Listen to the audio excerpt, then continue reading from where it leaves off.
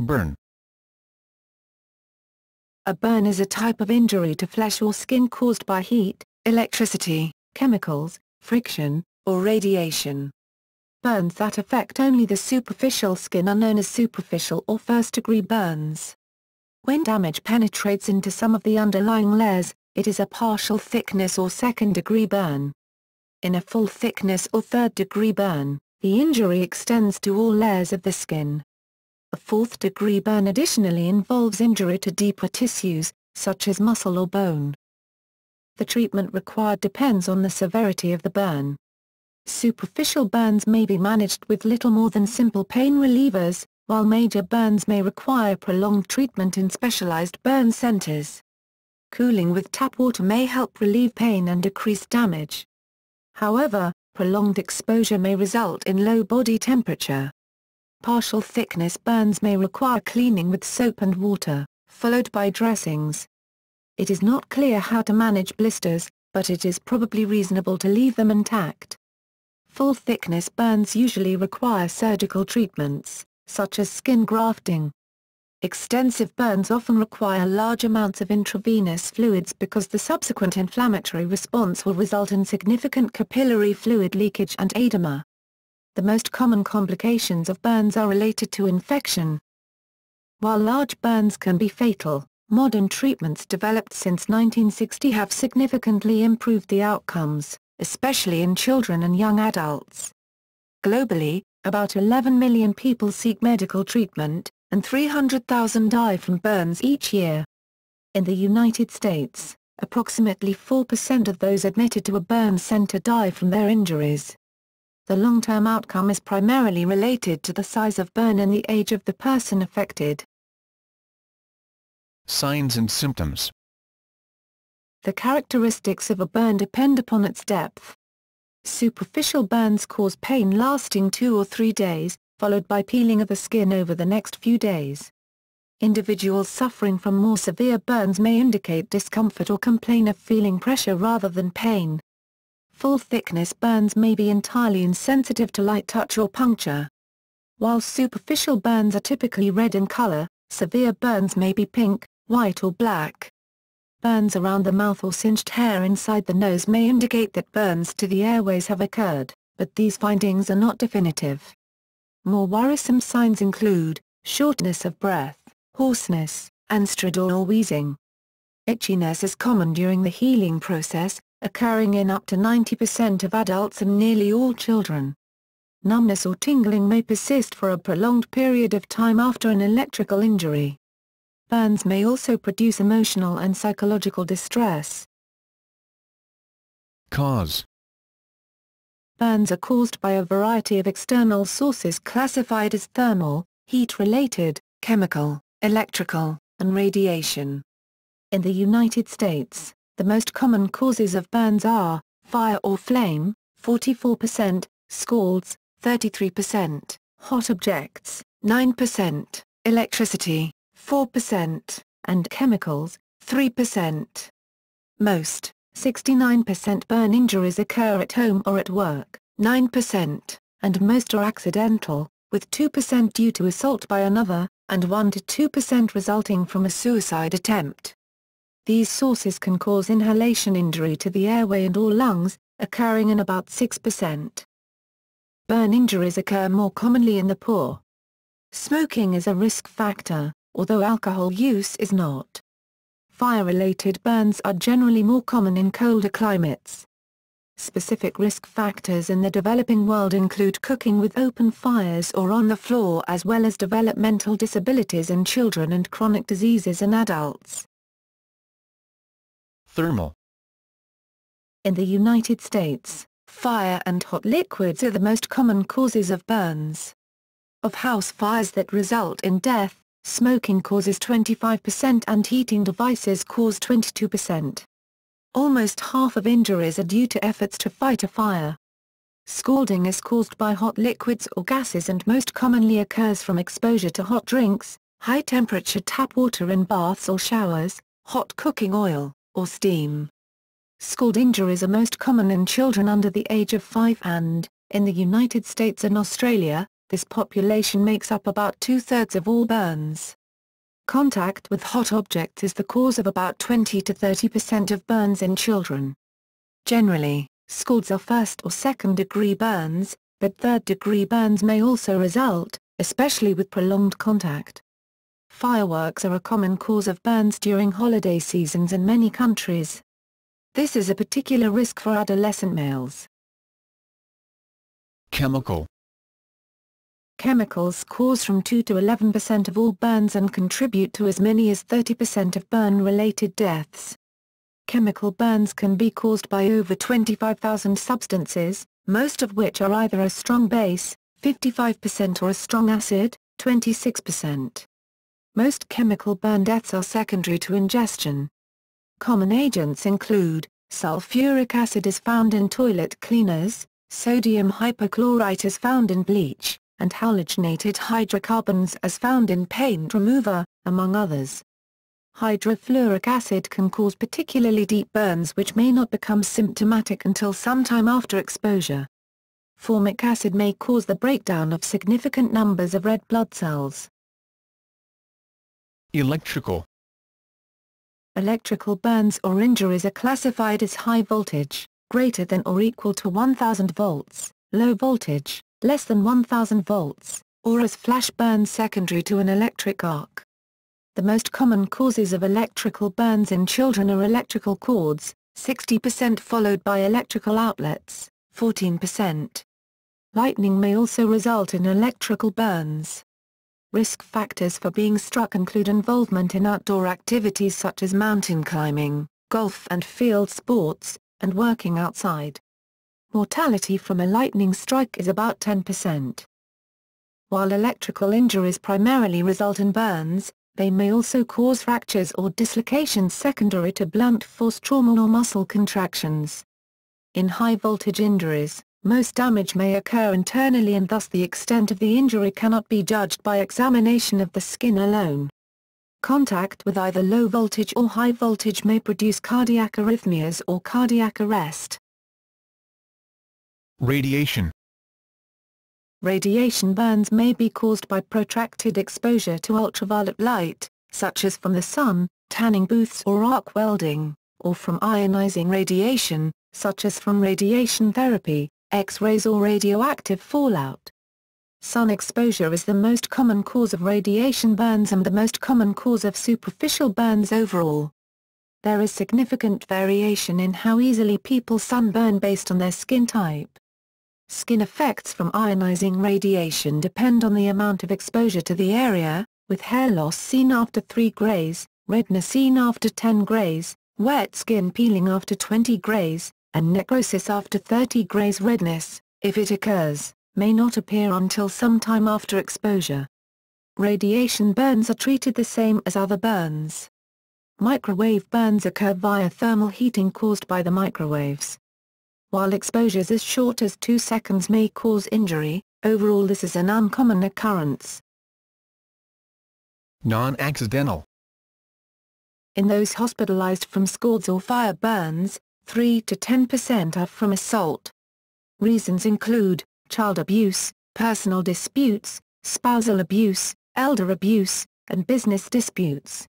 An immersion injury or immersion scald may indicate child abuse. It is created when an extremity or the lower body, buttock or perineum, is held under the surface of hot water. It typically produces a sharp upper border and is often symmetrical. Other high-risk signs of potential abuse include circumferential burns, the absence of splash marks, a burn of uniform depth, and association with other signs of neglect or abuse. Bride burning, a form of domestic violence, occurs in some cultures such as India where a woman is burned due to what the husband or his family consider to be an inadequate dowry. In Pakistan, acid burns represent 13% of intentional burns, and are frequently related to domestic violence. Self-immolation, setting oneself on fire as a form of protest, is also relatively common among Indian women. Pathophysiology.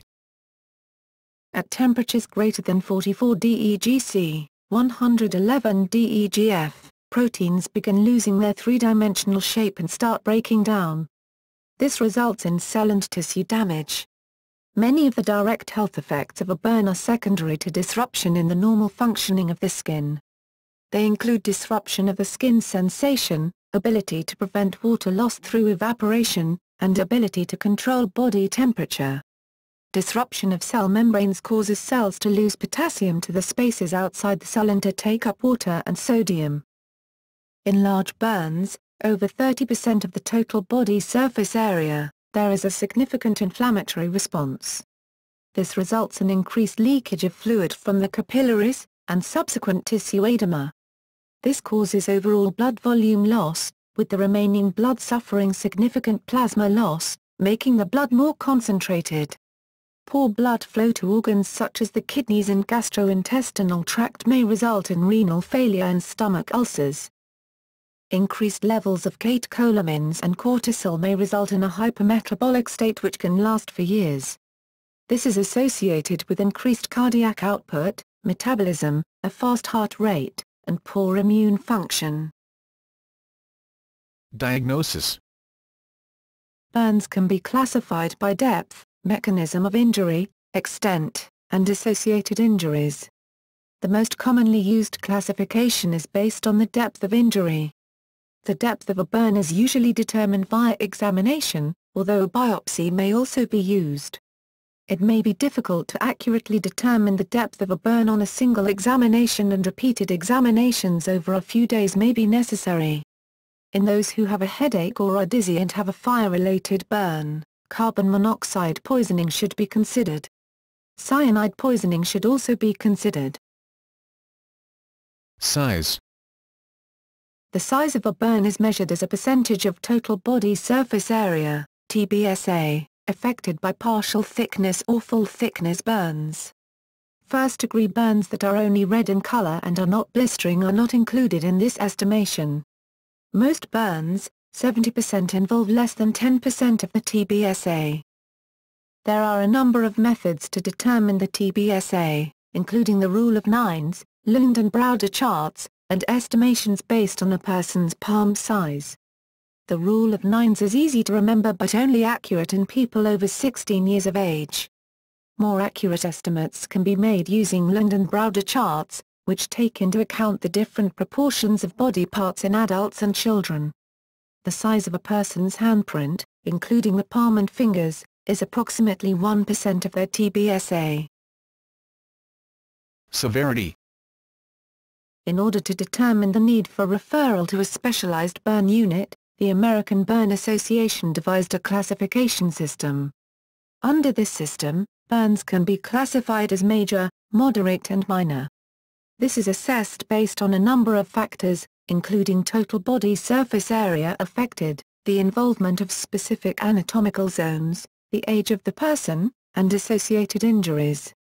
Minor burns can typically be managed at home, moderate burns are often managed in hospital, and major burns are managed by a burn center. Prevention. Historically, about half of all burns were deemed to be preventable. Burn prevention programs have significantly decreased rates of serious burns. Preventive measures include limiting hot water temperatures, smoke alarms, sprinkler systems, proper construction of buildings, and fire-resistant clothing.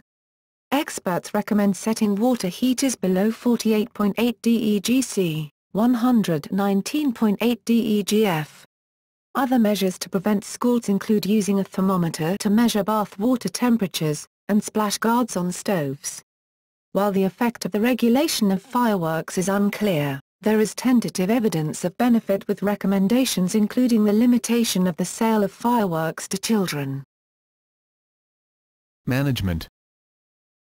Resuscitation begins with the assessment and stabilization of the person's airway, breathing and circulation. If inhalation injury is suspected, early intubation may be required. This is followed by care of the burn wound itself. People with extensive burns may be wrapped in clean sheets until they arrive at a hospital. As burn wounds are prone to infection, a tetanus booster shot should be given if an individual has not been immunized within the last 5 years. In the United States, 95% of burns that present to the emergency department are treated and discharged. 5% require hospital admission.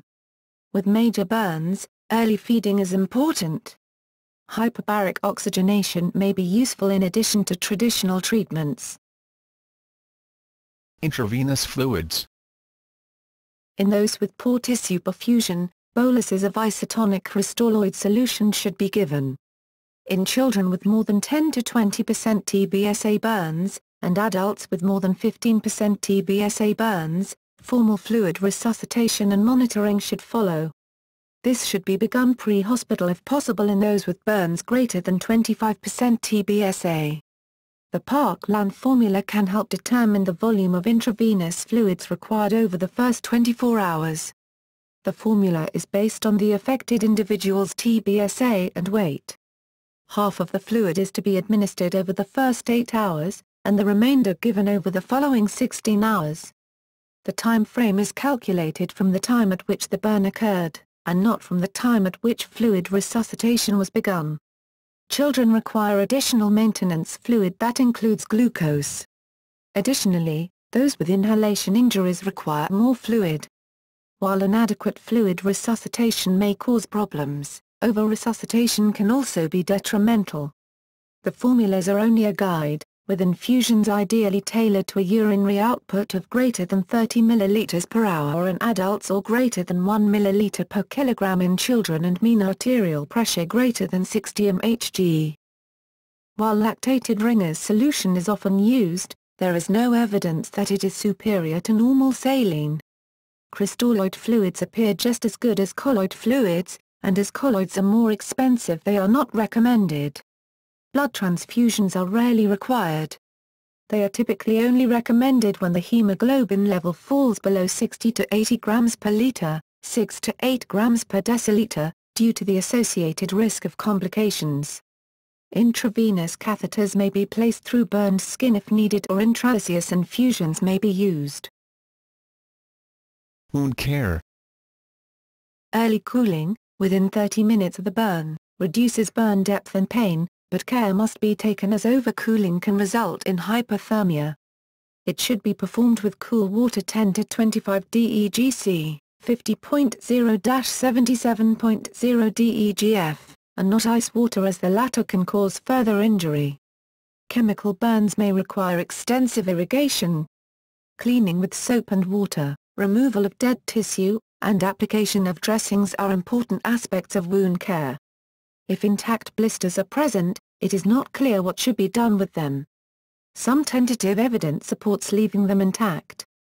Second-degree burns should be re-evaluated after 2 days. In the management of first and second-degree burns, little quality evidence exists to determine which type of dressing should be used. It is reasonable to manage first-degree burns without dressings. While topical antibiotics are often recommended, there is little evidence to support their use.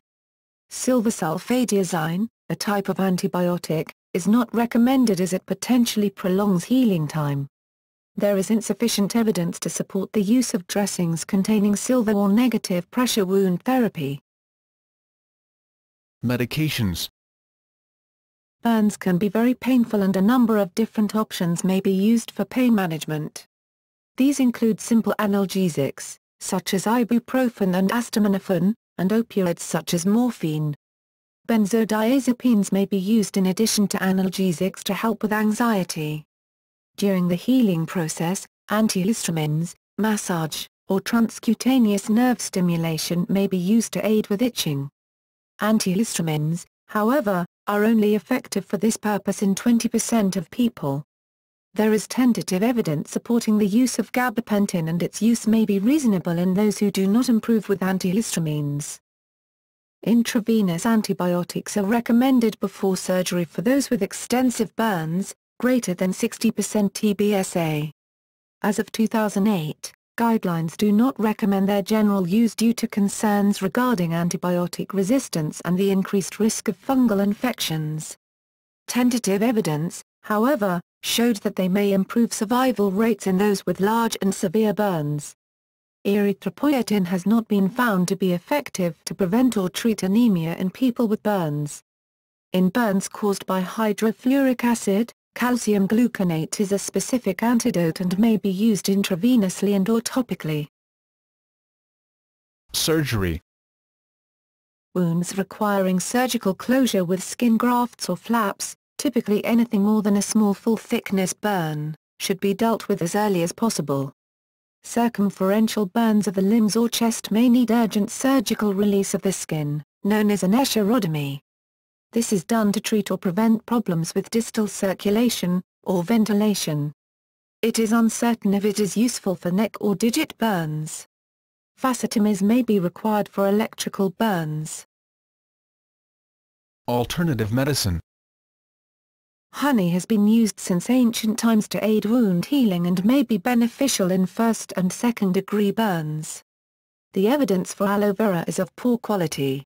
While it might be beneficial in reducing pain, and a review from 2007 found tentative evidence of improved healing times, a subsequent review from 2012 did not find improved healing over silver sulfadiazine.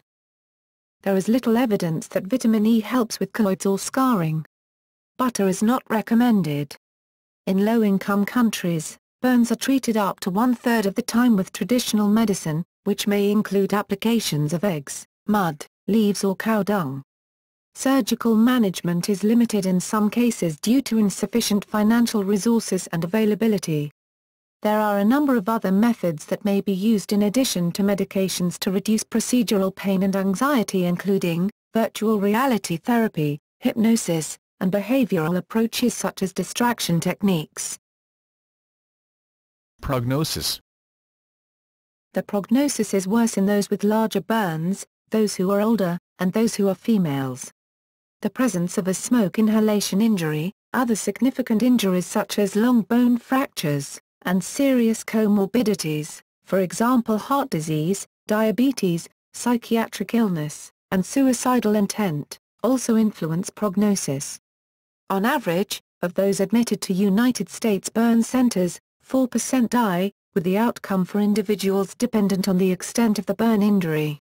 For example, admittees with burn areas less than 10% TBSA had a mortality rate of less than 1%, while admittees with over 90% TBSA had a mortality rate of 85%. In Afghanistan, people with more than 60% TBSA burns rarely survive. The Bose score has historically been used to determine prognosis of major burns. However, with improved care, it is no longer very accurate. The score is determined by adding the size of the burn, percent TBSA, to the age of the person, which used to more or less equal the risk of death. Complications. A number of complications may occur, with infections being the most common. In order of frequency, potential complications include pneumonia, cellulitis, urinary tract infections and respiratory failure. Risk factors for infection include burns of more than 30% TBSA, full-thickness burns, extremes of age, young or old, or burns involving the legs or perineum. Pneumonia occurs particularly commonly in those with inhalation injuries. Anemia secondary to full-thickness burns of greater than 10% TBSA is common. Electrical burns may lead to compartment syndrome or rhabdomyolysis due to muscle breakdown. Blood clotting in the veins of the legs is estimated to occur in 6 to 25% of people. The hypermetabolic state that may persist for years after a major burn can result in a decrease in bone density and a loss of muscle mass. Keloids may form subsequent to a burn, particularly in those who are young and dark-skinned.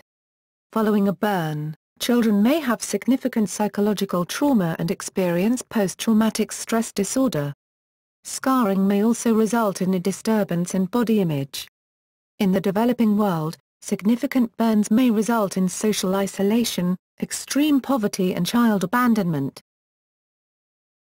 Epidemiology. As of 2004, 11 million burns required medical care worldwide and resulted in 300,000 deaths.